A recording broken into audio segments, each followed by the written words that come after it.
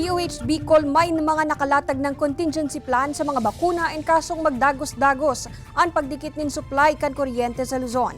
Uyan sa kong report. Enkasong magpadagos ang pagnipis kan supply nin kuryente sa enterong Luzon. Igwa subuot na kaandam na contingency plan ang Department of Health Bicol Center for Health Development para sa storages kan sa indang mga bakuna. Sigun ki Dr. Fercito Avelino, Assistant Regional Director kan DOH Bicol, kana-impormaran sinda dapit digdi, tulos sindang nagpaapod ning meeting, kaibaan LGUs, Provincial Health Offices asin lugar na igwang vaccine refrigerator.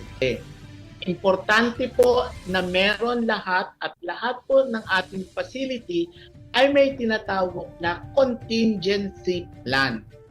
Paano gagawin at ano ang gagawin pag nawalan ng kuryente, nawalan ng bubong, or nagiba ang pader dahil sa bagyo or nasunog. Sigun ki Avelino, tulos nindang pigprepara an sa indang generator sets as in regular temperature monitoring sa mga bakuna na igwasan ng target coldness.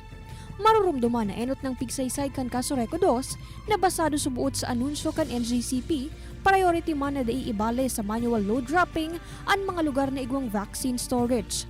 Mientras tanto sa ipinadarang mensahe ni kaso Reco 2 spokesperson Riner Bukay, ibinaba na subuot sa yellow alert ang Luzon na subuot malinaw na indikasyon na dawa papaano nagbabalik na sa normal ang supply ng kuryente.